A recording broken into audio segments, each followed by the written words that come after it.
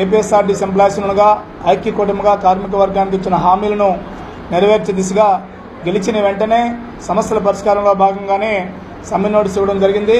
అందులో భాగంగానే యాజమాన్యం వెంటనే స్పందించి ఎప్పటి నుంచో పెండింగ్ ఉన్నటువంటి కాంట్రాక్ట్ కార్మికుల రెగ్యులేషన్తో పాటు చనిపోయిన కార్మికుల పిల్లలకు ఉద్యోగాలు ఇచ్చేందుకు అంగీకరింపు చేయడం జరిగింది. అంతేకాకుండా సంస్థ నష్టాలకు కార్మికులు కారణం కాదు, ప్రభుత్వ విధానాలే కారణం అని చెప్పేసి యాజమాన్యం ఒకవైపు భావిస్తూ ఉంది. ఆ నష్టాలను భర్తీ చేసేందుకు ప్రభుత్వంపై ఒత్తిడి చేసే విధంగా సమ్మె నోటీసు ఇచ్చి వాళ్ళ ప్రభుత్వం నుంచి ఆర్టీసీకి వస్తున్నటువంటి నష్టాలు ఏ విధంగా వస్తున్నాయనేది ప్రభుత్వం ముందుకి మంత్రి గారి ముందుకు తీసుకెళ్లి వాళ్ళ ఆర్టీసీకి ప్రభుత్వం నుంచి ప్రతి ఏడాది సుమారు 2,000 కోట్ల రూపాయలు వరకు వచ్చే విధంగా ఆర్టీసీ ఎంప్లాయీస్గా సమ్మె నోటీసు ద్వారా సాధించుకోవడం జరిగింది.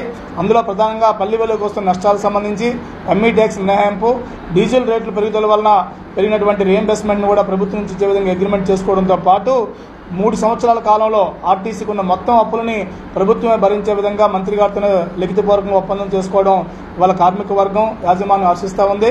ఎందుకంటే ఆర్టీసీకి 6,000 కోట్ల ఉన్న అప్పుల భారాన్ని నుంచి విముక్తి చేసే విధంగా ఇవాళ మా ఉద్యమం ఉపయోగపడిందని భావిస్తా ఉన్నాం. పూర్తి స్థాయిలో ఆర్టీసీ కార్మిక వర్గం ఎంప్లాయీస్ పైన పెట్టుకున్న నమ్మకాన్ని ఒమ్ము చేయకుండా సంస్థ పరిరక్షణ కోసం, కార్మిక హక్కుల కోసం, మెరుగైన వేతనాల సవరణ కోసం ఇవాళ పోరాటం చేస్తూ పరిస్థితుండిపోతే గతంలో గుర్తింపులో ఉన్న నేషనల్ మజ్దూర్ హయాంలో జరగాల్సిన వేతనాల సవరణ సకాలంలో చేయలేదు సరికదా.